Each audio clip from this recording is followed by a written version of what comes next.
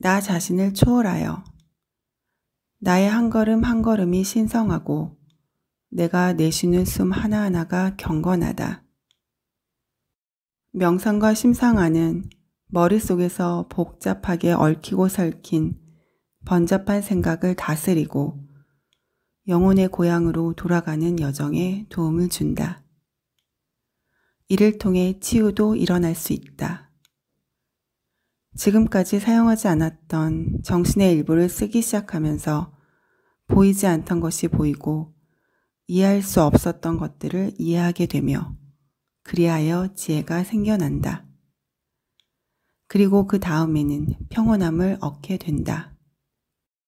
가슴은 행복과 내면의 평화로 가는 길을 이미 알고 있다. 명상과 기도 같은 영적인 도구는 그것을 상기시켜주는 역할을 할 뿐이다.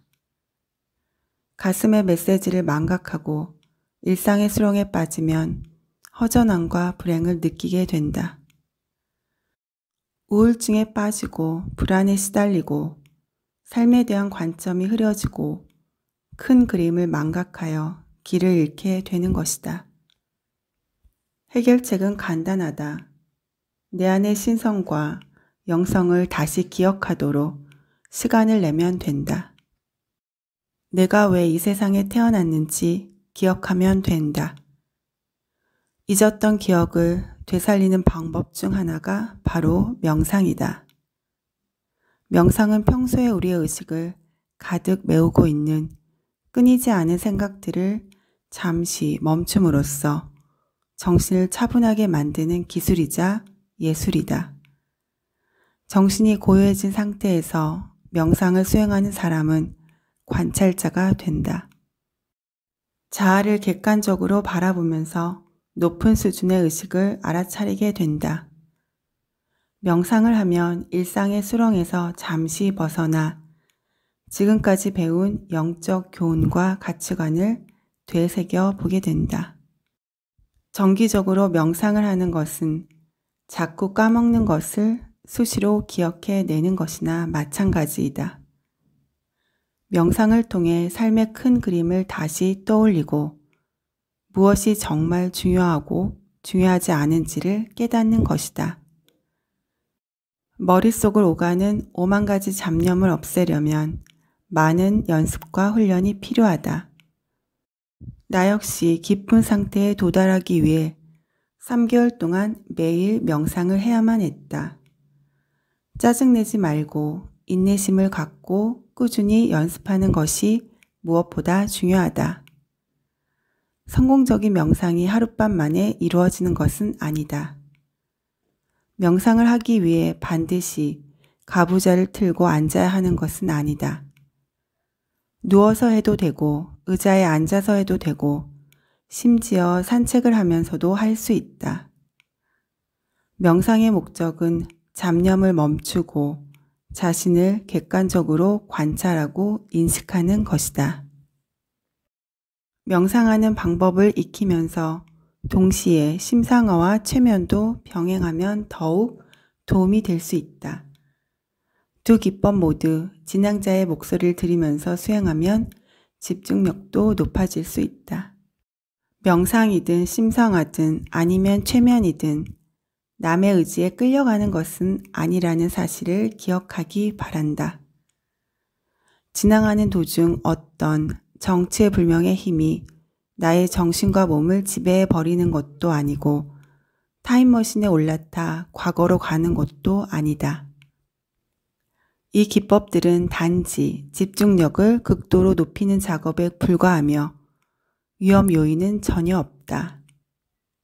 집중력이 높아진 상태에서 영감을 얻고 높은 의식 수준에 접근하고 내면의 신성을 느낄 수 있게 되는 것이다. 말하자면 깨달음의 경지로 나를 인도하는 하나의 길이라 할 수 있다.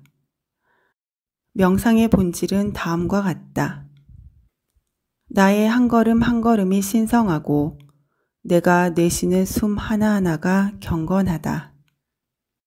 명상의 본질을 이해한 상태에서 연습하면 자신을 명확하게 인식하게 되어 일상에 빠져 허우적거리는 의식을 변환시킬 수 있다.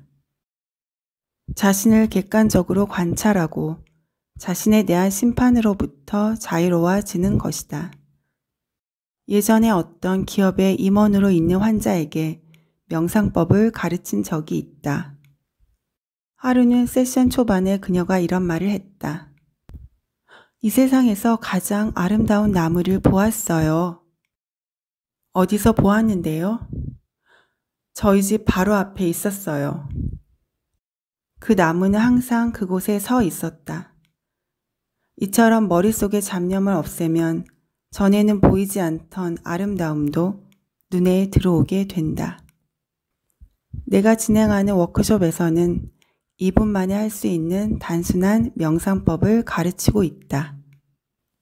첫 1분 동안은 워크숍 참가자들에게 눈을 감은 상태에서 깊게 심호흡을 하며 긴장을 풀고 다음 45초 동안은 아무것도 생각하지 말고 정신을 비우라고 주문한다. 물론 대부분의 사람들은 이를 매우 어려워한다. 인간의 정신은 깨끗하게 비워져 있는 상태를 견디지 못하기 때문에 다음과 같은 생각들로 공허함을 채우려고 기를 쓴다. 아, 허리 아파. 저 옆사람 왜 자꾸 기침하는 거야. 오늘 아침 식사는 별로였어. 이런 잡념을 통해서는 우주적인 영감을 얻을 수 없다. 머리를 비우고 자신을 객관적으로 관찰하려고 할 때도 도움이 되지 않는다. 그 다음에는 참석자들에게 아름다운 연못의 바닥에 앉아 있는 자신의 모습을 상상해 보라고 이야기한다. 물론 연못 아래에서도 정상적으로 숨을 쉴 수 있다는 말도 덧붙인다. 잡념이 떠오를 때마다 물방울을 만들어 그 안에 넣고 연못 위로 띄어 보내세요. 수면에 닿으면 터질 겁니다. 그 뒤에 다시 머릿속을 비우세요. 또 다른 잡념이 떠오르면 다시 물방울을 만들어 수면으로 띄우면 됩니다. 이 작업을 계속 반복하세요. 물을 두려워하는 사람들에게는 연못 대신 아름다운 초원을 상상하고 거품 대신 풍선에 잡념을 담아서 날려보내라고 이야기한다. 이렇게 1분 동안 물방울과 풍선을 이용하여 잡념을 날려보내면 이제 명상을 시작한 것이다. 이를 물방울 명상이라 하는데 물방울 대신 단어를 사용하는 방법도 있다. 잡념이 떠오를 때마다 차분하게 미리 정해둔 단어에 집중하는 것이다. 중립적인 단어를 선정해도 좋다. 예를 들어 하나라는 숫자를 지정해도 된다. 산스크리트 단어를 사용해도 된다. 이를 만트라라고 한다.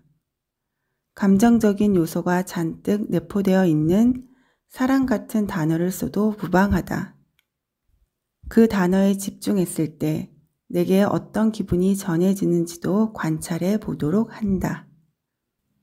단어 대신 촛대나 꽃처럼 어떤 형상을 가진 물체를 사용하는 방법도 있다. 또는 자신의 호흡에 집중하며 숨을 내쉬고 들이마시는 횟수를 마음속으로 세어보는 고대의 방법을 사용해도 된다. 우선 물방울 명상을 시도해보자. 놀라운 효과를 얻게 될 것이다.